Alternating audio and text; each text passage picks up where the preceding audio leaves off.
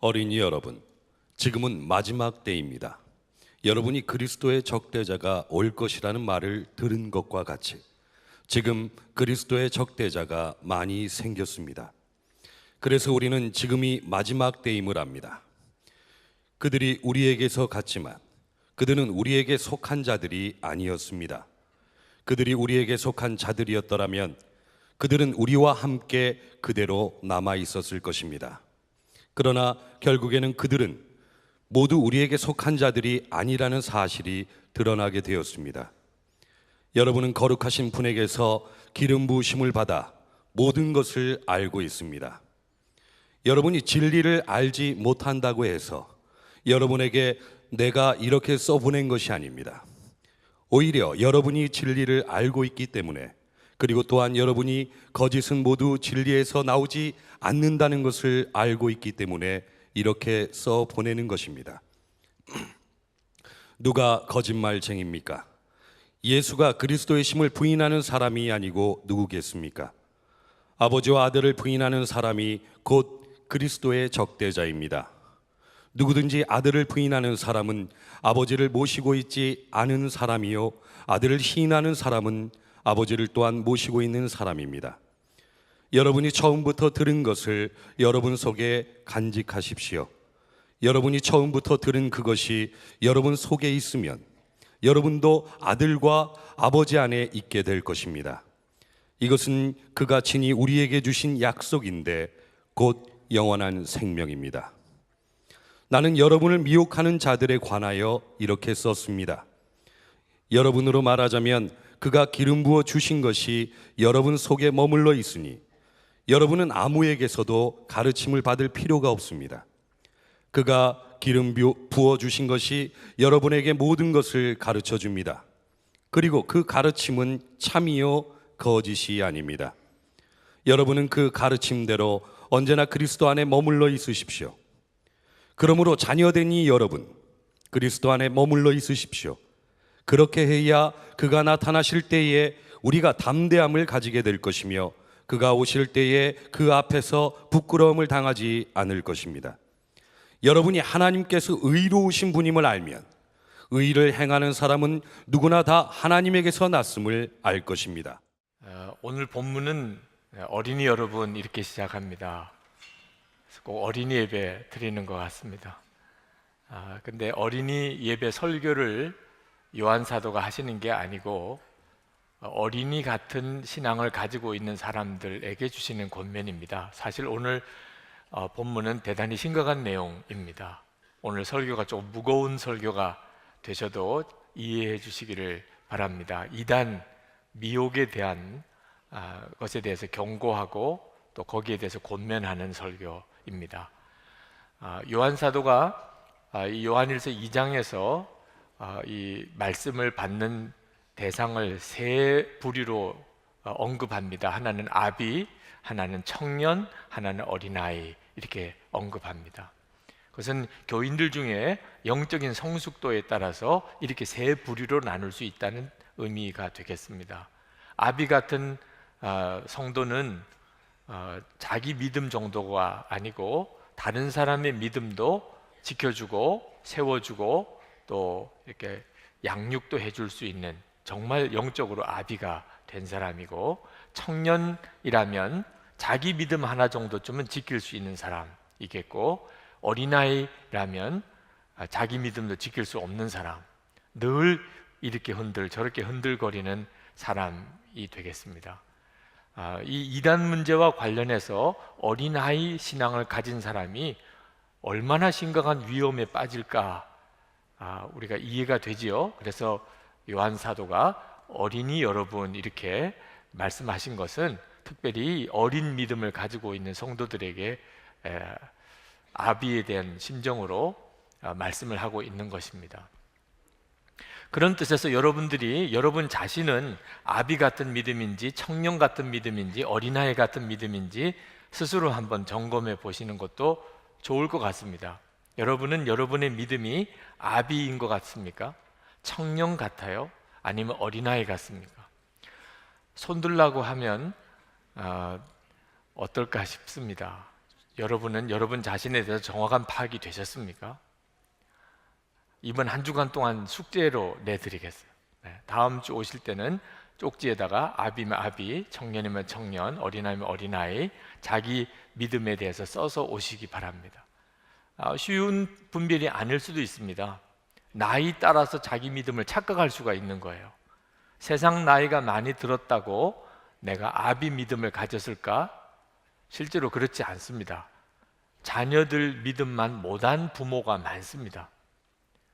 여러분이 여러분 자신의 믿음도 또 주변 사람들의 이야기도 잘 들어보셔서 나는 아비 정도는 된 건가? 청년 정도는 됐나? 아직도 어린아이인가? 여러분, 이것은 그냥 한번 재미삼아 파악해 볼 정도가 아닙니다. 대단히 심각한 문제가 있기 때문입니다.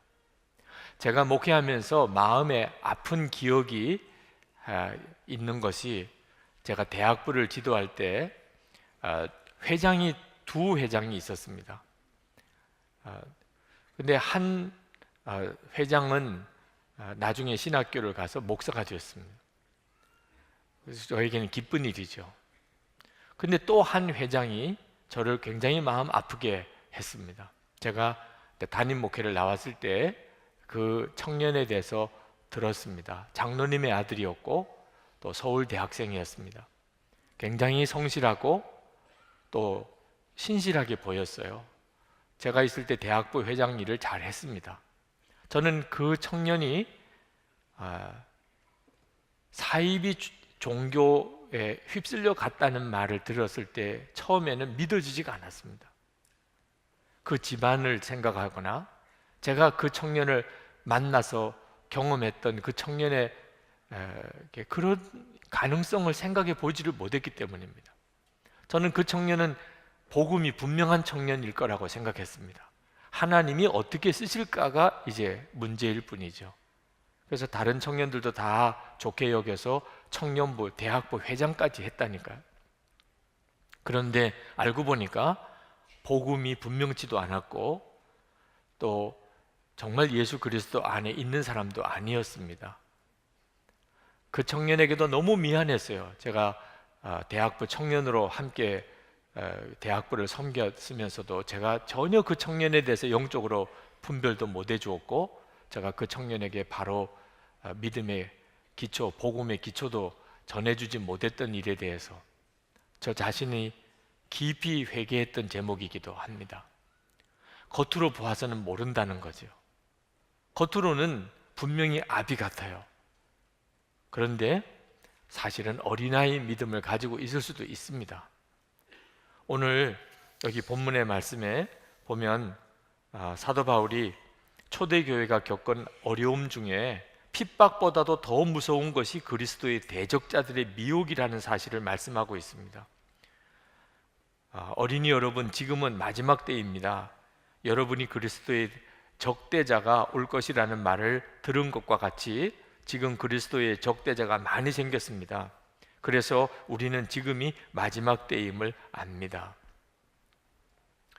한 번은 학원 복음화 협의회 총회를 할 때 우리 그리스도인 교수님 한 분이 그런 안타까운 이야기를 하셨어요. 교인들을 보면 좋은 대학 자녀들 들여보내는 일에만 온갖 신경을 다 쓴다는 겁니다. 그리고 그렇게 대학에 들어가면 하나님의 은혜요 축복이라고 생각한다는 거죠. 그러나 대학이 얼마나 영적으로 어려운 곳인가를 아는 부모들이 거의 없다는 겁니다. 대학 캠퍼스 안에 무서운 이단들이, 또 무서운 사상들이 엄청나게 대학 캠퍼스 안에 있습니다. 몸만 커서 이제 대학생이지, 나이만 들어서 대학생이지, 영적으로는 어린아이 같은 그런 아이들을 대학교에 들여보내고 하나님께 감사한다. 이게 얼마나 어처구니 없는 일인가. 대학 들어가서 온갖 미혹에 다 사로잡혀 영적으로 큰 어려움을 겪는 자녀들이 많습니다. 여러분, 이런 일이 지금도 심각하죠. 근데 더 기가 막힌 것은 이런 기독교, 그리스도의 적대자들이 교회 바깥에 있는 게 아니고 교회 안에 있다는 겁니다. 19절 말씀에 그들이 우리에게서 갔지만 그들은 우리에게 속한 자들이 아니었습니다. 그들이 우리에게 속한 자들이었더라면 그들은 우리와 함께 그대로 남아 있었을 것입니다. 그러나 결국에는 그들은 모두 우리에게 속한 자들이 아니라는 사실이 드러나게 되었습니다. 기가 막힌 거예요. 예수님이 그리스도라고 고백하지 않으면서 그리스도의 적대자들이면서 한동안은 교인이었다는 거죠. 그러니 다 예수 잘 믿는 사람인 줄 알았죠. 그런데 점점점 그 영적인 실체가 드러나서 그들이 예수 그리스도를 부인하는 사람들이라는 사실이 드러나게 되고 그들이 교회를 심각하게 어렵게 만들고 나중에는 교회를 분열시키고 그리고 교회를 떠나가게 되더라는 거예요. 이런 일을 초대교회가 얼마나 큰 어려움, 시험 가운데서 겪었는지 우리가 이제 서신서를 읽어보거나 하면 나오게 되는데 오늘 이 부분이 그 말씀을 하고 있는 겁니다. 22절에 누가 거짓말장이입니까? 예수가 그리스도이심을 부인하는 사람이 아니고 누구겠습니까? 아버지와 아들을 부인하는 사람이 곧 그리스도의 적대자입니다. 여러분, 교인이라고 다 예수님이 그리스도라고 고백하는가? 그렇지가 않습니다. 지금도 그렇습니다. 오늘 이 자리에 여러분 교회에 오셔서 예배 드리시는 여러분들 중에 어느 정도일지 가늠하기는 어렵지만 예수님이 그리스도라고 솔직히 고백이 안 되는 분이 이 자리에 계실 거예요. 예수님이 그리스도라는 말이 무슨 뜻인지도 모르니까 말이에요. 왜 예수님을 그리스도라고 하는지 그 자체를 모르는데 어떻게 고백을 합니까? 그냥 몸만 교회 나온 거죠. 교회를 다니니까 예수를 믿는다고 말을 하지만 실제로 누가 왜 예수가 그리스도십니까? 대답을 못해요. 모르니까. 그러니 전도도 못하죠. 예수를 믿으라는 말을 못 꺼내요. 왜? 본인이 모르는 걸, 예수가 그리스도라는 사실. 여러분 혹시 솔직히 이게 내 이야기구나 이렇게 생각되시는 분들은 여러분 언제까지 이런 상태에 계시면 안 됩니다. 여러분이 교회를 나오신 것은 대단히 행운입니다. 지금 이렇게 교회에 나와 앉아 계신 것은 정말 하나님의 은혜예요. 그렇지만 여러분은 여전히 거의 그리스도인이지 아직까지 진짜 그리스도인은 아닙니다. 예수가 그리스도라는 사실이 무엇인지를 아십니까? 다른 사람에게 그것을 설명할 수 있습니까? 정확하게? 만약에 자신이 없다면, 그렇다면 여러분은 정말 어린아이예요. 여러분이 복음이 무엇인지를 배우셔야 합니다. 저희 교회에서 1:1 양육을 하는 이유는 처음 우리 교회에 오시는 분들에게 그분이 어떤 믿음의 성숙함을 가졌는지 떠나서 무조건 1:1을 받으시게 합니다. 그것은 아직도 분명한 말씀의 기초와 복음의 기초를 갖지 못한 분들이 있을 수 있기 때문이고, 그리고 그분도 나중에 다른 분에게 그렇게 1:1 양육을 하셔야 되기 때문에 꼭 다 받으시게 합니다. 여러분 주저하지 마시고 여러분 자신이 1:1 세가족 과정을 한번 꼭 밟아보십시오. 정확하게 한번 복음이 무엇인지, 예수를 왜 믿는 건지 여러분 자신도 분명하게 되시고 다른 사람에게도 그것을 전할 수 있어야 하잖아요. 그리고 제자훈련 꼭 하시기 바랍니다. 아직도 제자훈련 안 하신 분들이 상당히 많으실 겁니다. 꼭 하시기 바랍니다. 해도 되고 안 해도 되는 일이 아닙니다. 오늘 그 말씀을 여러분에게 드리려고 합니다. 사탄이 이제 마지막 때에 이렇게 교회를 다니는 사람조차도 삼켜버리려고, 무너뜨리려고 마지막 발악을 합니다. 여기 계신 분 중에 정말 내 믿음이 구원받을 믿음인지 아닌지 불시험을 반드시 당하게 됩니다. 그때 복음의 기초가 준비 안 된 사람, 왜 예수가 그리스도인지 분명히 확신이 없는 사람은 다 넘어지게 됩니다. 여러분에게 복음학교도 하시도록 추천해 드립니다. 많은 사람들이 복음학교를 통해서 십자가를 통과한 경험을 하셨다고 간증을 합니다. 여러분에게도 그런 기회가 지금 여전히 주어져 있습니다. 한 번은 대학생 한 자매를 신앙 상담을 했는데 그 자매는 스스로 교회를 등록해서 나왔습니다.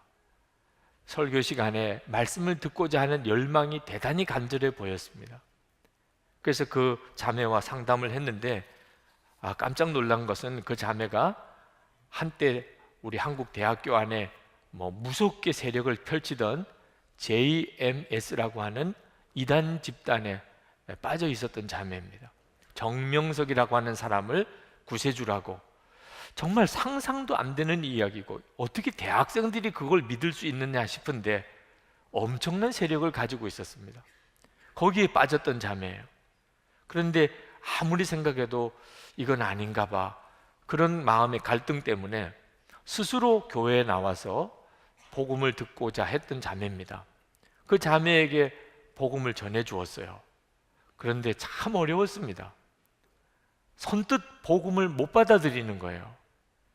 그래서 왜 그런가 하고 가만히 대화를 나눠보니까 이 정명석 그 이단 집단에서 그가 배웠던 교리, 그게 마음에 먼저 딱 자리 잡고 있으니까 복음에 대해서, 성경 말씀에 대해서 다 그 기준으로 잣대를 가지고 판단하는 겁니다. 믿어진다, 믿어지지 않는다, 이해가 된다, 안 된다. 그러니 세상에 어떻게 복음과 하나님의 말씀을 그 자매 마음에 심어줄 수 있겠냐 말입니다. 엄청나게 힘들었어요. 여러분, 여러분의 마음속에 무엇이 도대체 구원의 진리인가? 도대체 이 세계는 어떻게 움직여지는 건가? 역사는 어떻게 움직여지는 건가? 다 여러분의 마음에 형성되어 있습니다. 말씀과 복음에 의해서 분명하지 않은 사람은 세상에 의해서 이렇게 형성되어져 있어요. 특히 아주 악한 이단이 여러분의 마음에 한번 왜곡된 진리를 마음에 심어주면 그 다음에는 복음을 들어도, 성경 말씀을 들어도 이해가 안 된다 그러고 받아들여지지도 않는다 그러고 결국은 그렇게 마지막 파멸까지 가버리고 맙니다. 무섭고 악한 자가 여러분의 마음을 사로잡기 전에 여러분이 정말 성령에 의하여 생명의 복음의 말씀으로 무장해야 합니다. 그것이 여러분에게 언제 마지막일지 모릅니다. 지금 하나님이 여러분에게 은혜를 주실 때 여러분이 그것을 붙잡으셔야 합니다. 예수가 그리스도시다. 이 고백은 누구나 쉽게 할 수 있는 고백이 아닙니다. 그러나 또 하나 중요한 것은 입으로만, 말로만 예수님이 그리스도시다 하는 것만으로 다 끝난 게 아니라는 겁니다. 여러분, 삶으로 예수가 그리스도이신 것을 고백할 수 있어야 그때야 비로소 예수가 그리스도이신 것을 정말 믿는 사람입니다. 한국 교회는 이단들 때문에 홍역을 알았습니다. 그래서 예수가 그리스도라는 것을 성도들에게 가르치는 일에 힘썼어요. 그래서 한국 교인들 중에 상당수 많은 교인들이 예수님이 그리스도시다, 나의 생명이시고 나의 주님이시고 나의 왕이시라고 이렇게 고백을 합니다. 많은 성도들이 이제 복음의 아주 기본의 복음은 알고 있어요. 그렇지만 이게 지식으로만 끝나고 입의 고백으로만 끝나지 실제로 그 예수가 그리스도라고 하는 믿음이 삶을 변화시키지 못하고 있다는 게 심각한 문제입니다. 그래서 여전히 이단들이 이렇게 역사하고 있는 거예요. 예수 믿는 성도들의 믿음이 그냥 지식에 그치니까, 교리 지식으로만 그쳐버리니까, 삶을 변화시키는 복음이 못 되니까 이단들의 먹이가 여전히 있는 것입니다. 디도서 1장 16절에 그들이 하나님을 시인하나 행위로는 부인하니 가증한 자요 복종하지 아니하는 자요 모든 선한 일을 버리는 자니라. 분명히 머리로는 그렇게 알고 있고 입으로도 하나님을 시인해요. 그런데 문제는 삶으로는 부인하고 있다는 겁니다. 여러분, 예수님을 그리스도라고 시인하면서 불법을 행하는 사람들이 있습니다. 혹시 지금 이 시간에도 있습니까? 여러분이 교인이라면서 예수님이 그리스도라고 믿는다고 하면서 여러분이 개인적인 삶 또는 직장 생활 또는 사업 또는 여러분이 관여된 어떤 일 속에 불법을 행하고 있습니까? 이건 정말 심각한 문제예요. 마태복음 7장 23절에 그때 내가 그들에게 밝히 말하되 내가 너희를 도무지 알지 못하니 불법을 행하는 자들아 내게서 떠나가라 하리라. 예수님을 입으로 아무리 시인하고 예수님의 이름으로 선지자 노릇하고 예수님의 이름으로 귀신을 쫓아내고 예수님의 이름으로 능력을 행하던 자들입니다. 그런데도 예수님은 도무지 알지 못한 내게서 떠나가라. 왜? 불법을 행하는 자들. 예수님이 그리스도라는 말은 예수님이 내 생명이 되셨고 예수님이 내 주님이시고 예수님이 내 왕이라는 말씀인데 어떻게 그러면서도 불법을 행할 수 있나요? 예수님이 그리스도라고 고백하면서 욕심을 부리고 거짓말하는 것 똑같습니다. 요한복음 8장 44절에 너희는 너희 아비 마귀에게서 났으니 너희 아비의 욕심대로 너희도 행하고자 하느니라. 그는 처음부터 살인한 자요 진리가 그 속에 없으므로 진리에 서지 못하고 거짓을 말할 때마다 제 것으로 말하나니 이는 그가 거짓말장이요 거짓의 아비가 되었습니다. 여러분, 예수님이 그리스도라고 믿으시니까 이제부터는 거짓말도 못하게 됐습니까? 아직도 거짓말이 큰 죄라고 여기지 않는 것입니까? 여러분, 거짓말이 어디서부터 나온 건지를 안다면 여러분은 정말 거짓말 못하는 사람이 될 겁니다. 마귀가 거짓의 아비예요. 우리는 하나님이 내 아버지라고 고백하지만 실제로 거짓말하고 산다면 그의 아비는 마귀가 되는 것입니다. 예수님이 그리스도라고 고백하는 것은 그저 입으로만 말하고 끝나는 게 아닙니다. 거짓말도 못하는 거예요. 이제는 예수님이 그리스도라고 고백하면서 형제를 미워하는 자들도 그렇습니다. 요한일서 2장 11절에 자기 형제 자매를 미워하는 사람은 어둠 속에 있고 어둠 속을 걷고 있으니 자기가 어디로 가는지를 알지 못합니다. 어둠이 그의 눈을 가렸기 때문입니다. 요한일서 4장 10절에 20절에 누구든지 하나님을 사랑하노라 하고 그 형제를 미워하면 이는 거짓말하는 자니 보는 바 그 형제를 사랑하지 아니하는 자는 보지 못하는 바 하나님을 사랑할 수 없느니라.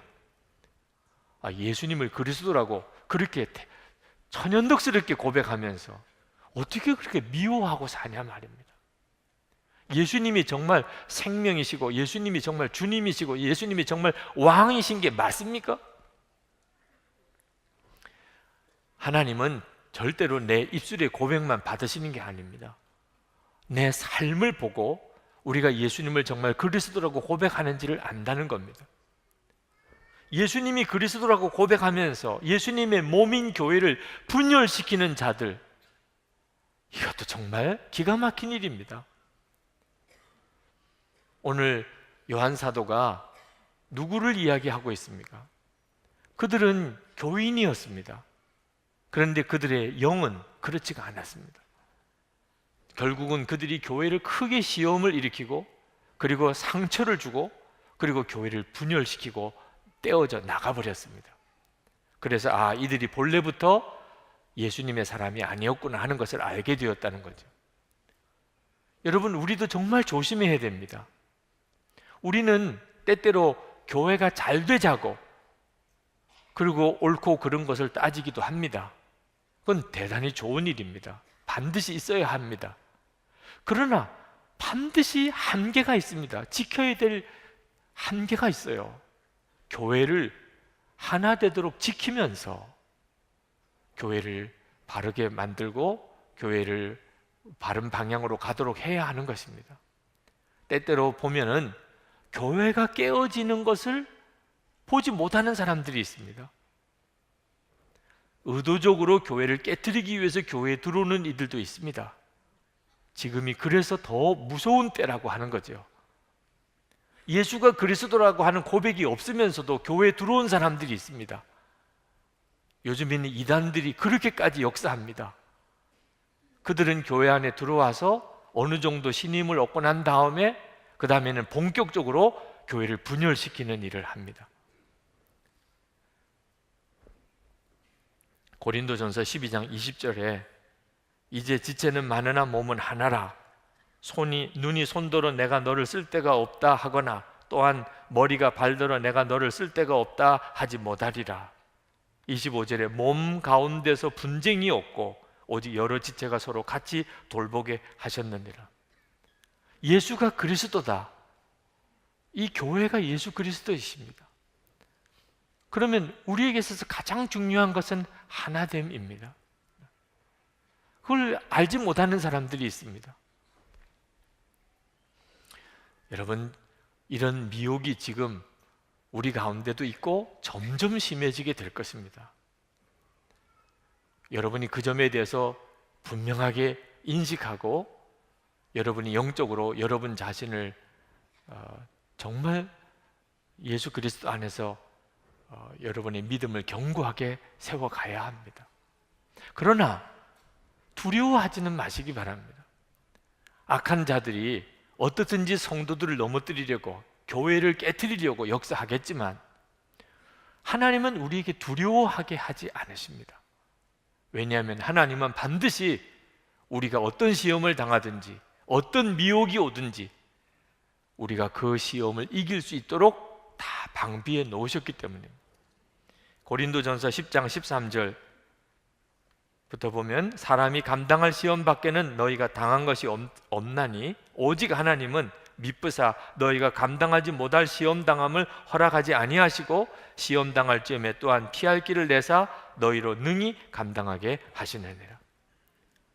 하나님은 우리를 마귀가 역사하고 우리를 미혹하는데 그냥 무방비 상태로 우리를 내보내신 게 아닙니다. 하나님은 우리를 능히 지키시고 우리가 감당할 수 있게 해주십니다. 이것이 바로 나는 죽고 예수로 사는 십자가 복음입니다. 예수님으로 사는 복음입니다. 우리 안에 예수님이 오셨습니다. 우리를 지키시는 분이 우리 안에 계십니다. 그러므로 악한 자가 우리를 만지지도 못하게 해주십니다. 여러분이 예수님을 믿으셨다면 바로 여러분을 지켜주시는 그 예수님을 분명하게 붙잡으셔야 됩니다. 그래서 교회만 왔다 갔다 머리로만 아는 교리 지식으로만 예수를 믿지 마시라고 말씀을 드리는 겁니다. 20절에 보십시다. 여러분은 거룩하신 분에게서 기름 부음을 받아 모든 것을 알고 있습니다. 여러분은 모두 지식을 가지게 되었습니다. 여기 기름 부음을 받았다는 말은 성령 하나님이 여러분의 마음에 임하셨다는 말입니다. 우리 모두가 다 예수를 믿는 모든 이들에게 일어난 일입니다. 우리는 성령 하나님을 마음에 모시고 사는 사람이에요. 그러니 마귀가 우리를 어떻게 하겠어요? 우리 안에 오신 성령님은 우리로 하여금 무엇이 복음인지, 무엇이 살 길인지, 무엇이 진리인지를 우리로 알게 하시는 분이에요. 그래서 성령 받은 성도들은 다 분명한 복음을 알게 되어 있습니다. 고린도전서 12장 3절에 그러므로 내가 너에게 알리노니 하나님의 영으로 말하는 자는 누구든지 예수를 저주할 자라 하지 아니하고 또 성령으로 아니하고는 누구든지 예수를 주시라고 할 수 없느니라. 여러분이 예수님을 주님이라고 고백하고 예수님이 그리스도라고 믿는 일은 성령의 역사로만 되는 일입니다. 혹시 이 시간에 안 믿어지시는 분이 계시면 성령의 역사를 구하시기 바랍니다. 그러면 여러분 스스로가 놀랄 정도로 여러분이 믿게 된 것을 알게 됩니다.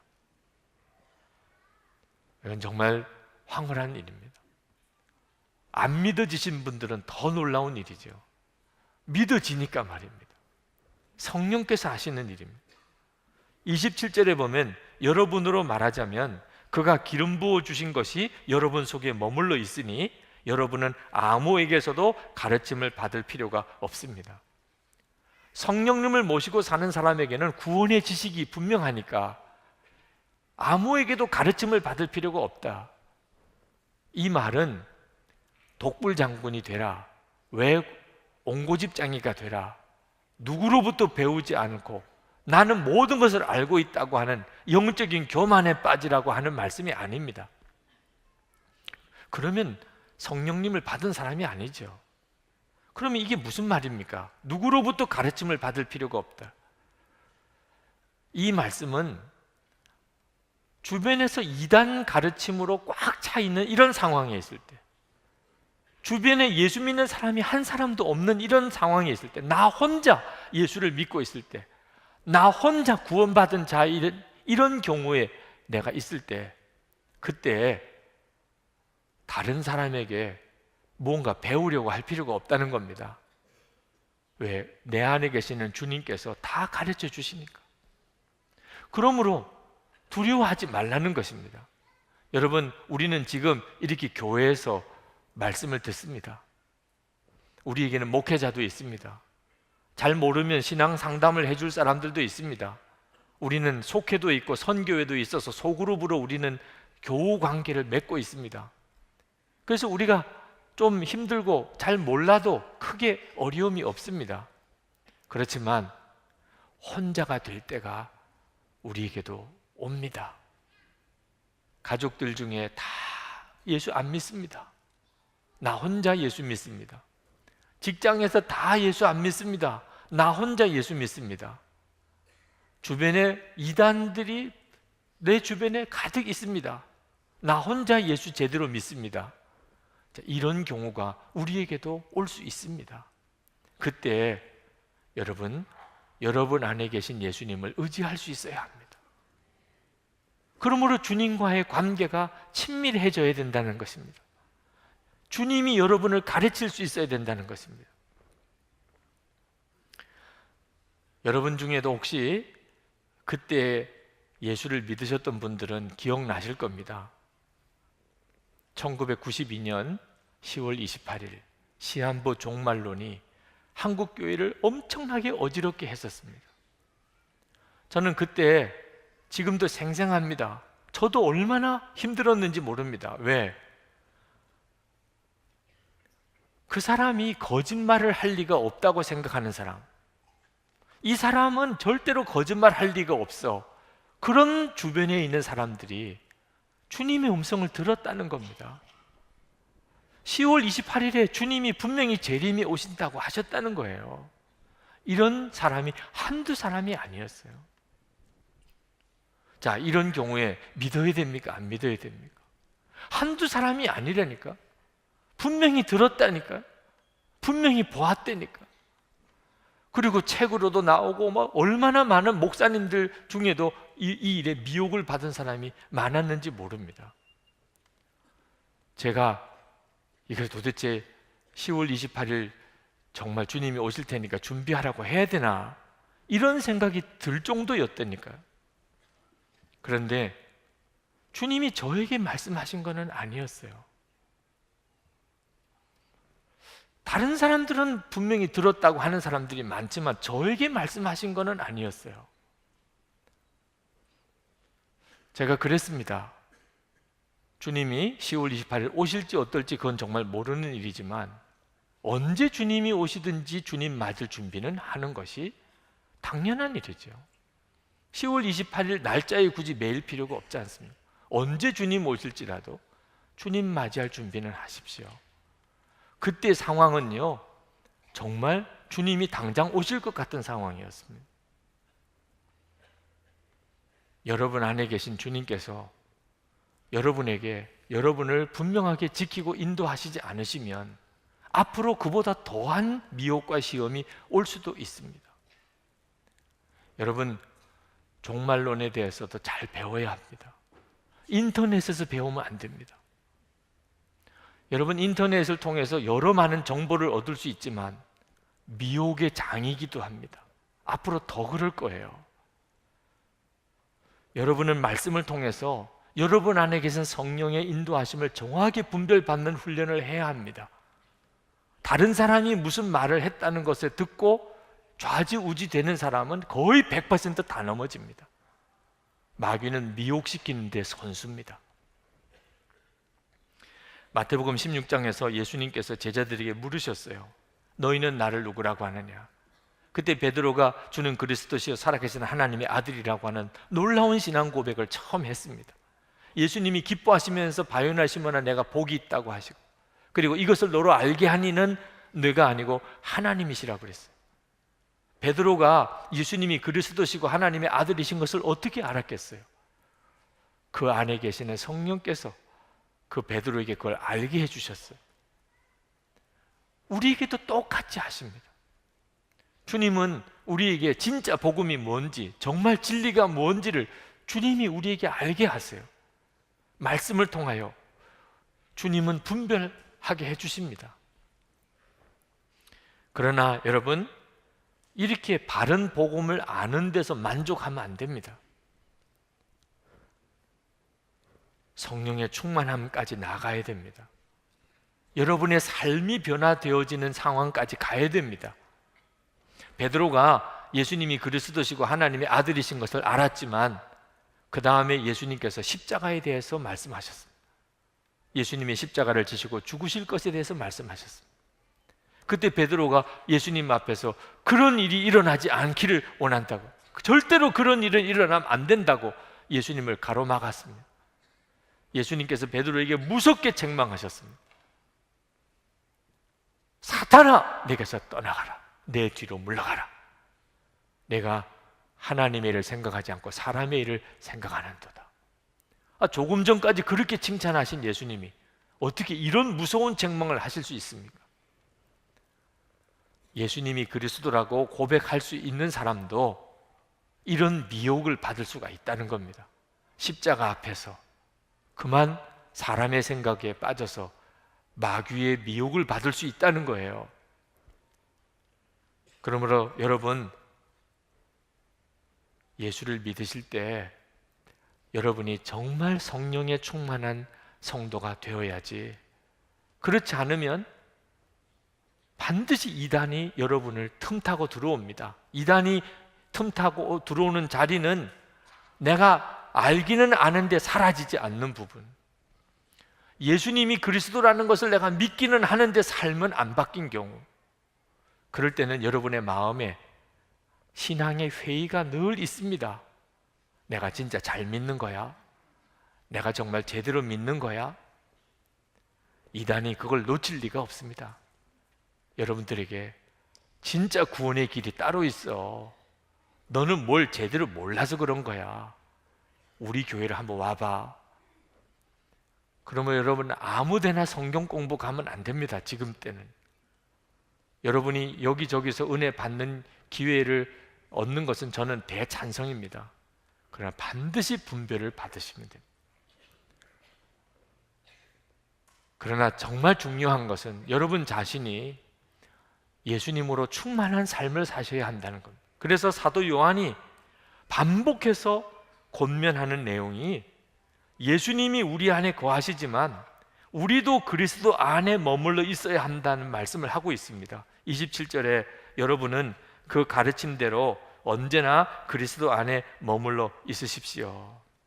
28절에 그러므로 자녀된 이 여러분 그리스도 안에 머물러 있으십시오. 오늘 정말 명심하고 가셔야 됩니다.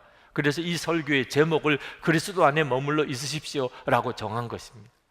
여러분, 예수님이 여러분 안에 계신 것에만 만족하면 안 됩니다. 여러분도 예수님 안에 머물러 있어야 합니다. 예수님 안에 머물러 있는다는 건 어떻게 하는 거죠? 항상 예수님으로 여러분의 마음과 생각이 충만해야 합니다. 여러분, 지난 한 주간 동안 여러분의 마음과 생각 속에 예수님 말고 다른 게 들어왔던 적이 얼마나 됩니까? 순간순간일 수는 누구나 다 있습니다. 그러나 한동안 예수님도 생각 못하고 무언가를 생각하고 무언가를 품고 살았던 적은 없었습니까? 예수님 안에 머물러 있지 않았던 순간입니다. 예수님께서 정말 여러분의 주님이셨고 여러분의 왕이셨습니까? 예수님 안에 머무른다는 것은 예수님께 여러분 자신을 완전히 맡겨드린다는 것입니다. 이번에 두바이 한인교회 집회를 갔을 때 그 담임 목사님인 신철범 목사님께서 제가 말씀을 전하기 전에 잠깐 그런 말씀을 하셨는데 제 마음에 오래 기억이 남습니다.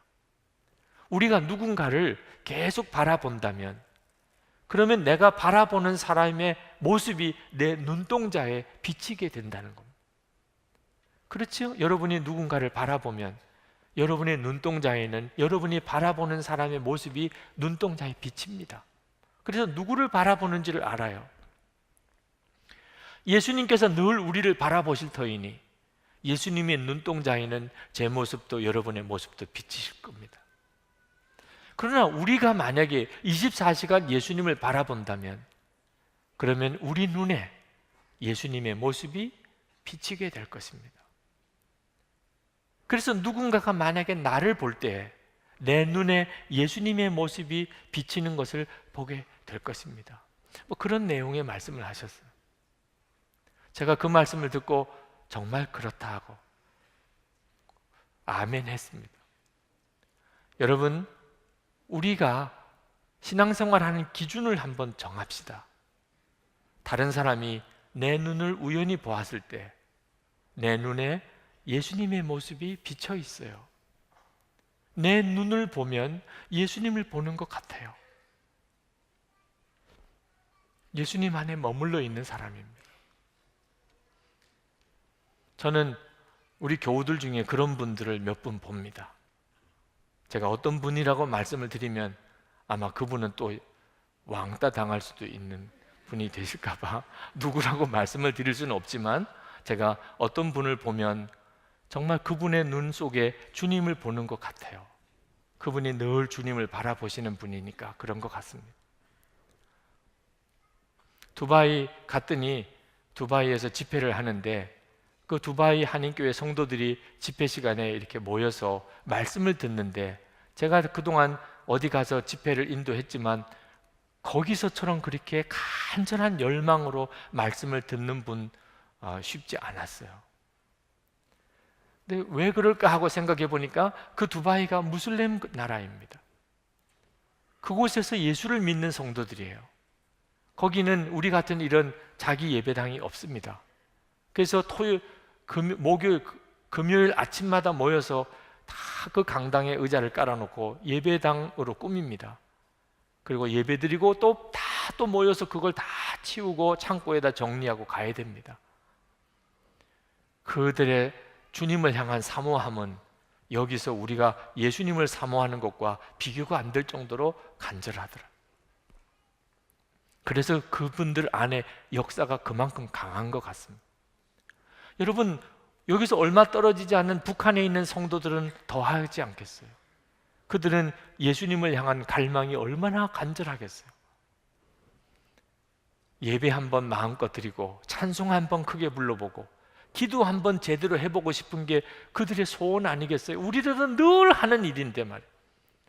우리들은 하라고 해도 안 하니 문제인데, 그들은 그게 그렇게 사모함이, 이 예배 한번 이렇게 드리는, 찬송 한번 크게 부르는, 기도 한번 제대로 해보는 게 소원이라니까. 여러분, 우리가 똑같이 그 마음을 가지고 주님을 바라보시잖아요. 북한에 있는 동포나 우리나 거리가 얼마나 떨어져 있길래 뭐 다르겠어요. 여러분이 내가 지금 북한에 있는 동포다, 성도다 그렇게 생각하고 주님을 한번 바라보십시오. 지금 감옥에서 예배드리고 싶어도 예배드릴 수 없고, 기도 한번 하고 싶어도 기도할 수도 없는 처지에 있는 어떤 사람이 기도하고 싶은 갈망, 찬송 부르고 싶은 소원, 예배드리고 싶은 소원을 가지고 있다면 여러분이 그 심정으로 한번 주님을 바라보십시오. 오늘 우리가 성찬을 합니다. 성찬은 주님과 거룩한 교제의 시간입니다. 믿어지지 않을 정도로 놀라운 은혜의 시간입니다. 예수님과 우리가 어느 정도로 가까운가, 주님의 살과 피를 먹고 마실 정도로 주님과 우리는 한 몸이라는 거죠. 아마 여기 계신 여러분들 중에 그 정도로 내가 주님과 가깝다고 느껴지시는 분은 없으실 거예요. 느낌으로는 불가능한 일입니다. 그래서 주님이 성찬을 통하여 우리에게 증거를 주시는 거예요. 주님과 우리 사이는 어느 정도 가까운가, 주님과 우리가 완전히 한 몸인, 성찬을 받을 때 명심하세요. 이렇게 주님과 나는 가깝다. 느낌에 의존하면 이건 도무지 영원히 내가 경험 못할 일입니다. 성찬을 통해서 하나님이 여러분에게 주신 축복이라고 믿고 받으시기 바랍니다. 주님과 나는 이렇게 완전히 한 몸이다. 외경인 마카비 이서에 보면 안티오코스 에피파네스 황제 때 무서운 박해가 일어났었는데, 그때 일곱 형제가 한 자리에서 순교하는 장면이 나옵니다. 근데 6 아들이 다 죽어요. 막내가 남았습니다. 그때 이 학살자가 이 막내를 죽이고 싶지 않아요.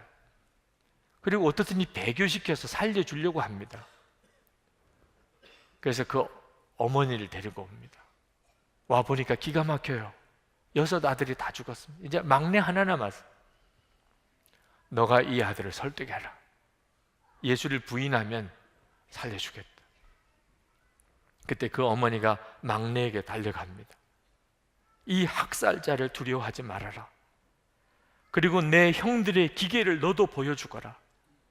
내가 하나님의 자비로 너를 내 형들과 함께 되찾을 수 있도록 죽음을 받아들이거라. 결국 그 막내도 어머니와 함께 죽습니다. 그게 그 마카비 이서에 나와요. 여러분, 어떻게 이 일이 가능하지요? 신념으로 가능한 겁니까? 살아계신 주님이에요. 정말 살아계신 주님이 함께 계시고, 그리고 그 순교의 무서운 고통 가운데, 두려움 가운데 여전히 함께 계시고 그것을 넘어설 수 있게 해주시니까 가능한 일이잖아요.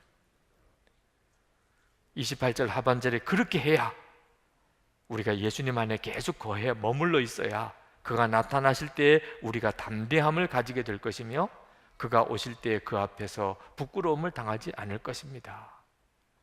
성도 여러분들이 정말 예수님 안에 늘 거하시면서 어떤 미혹이 와도 또 어떤 유혹이 와도 믿음 지키고 승리하시기를 축복합니다. 우리 이 시간 간절한 마음으로 기도하고 성찬을 받겠는데, 이 시간 성찬 받을 때 정말 여러분이 예수님 안에 온전히 거하시는 깊은 은혜를 경험하실 수 있도록 통성으로 기도하겠습니다.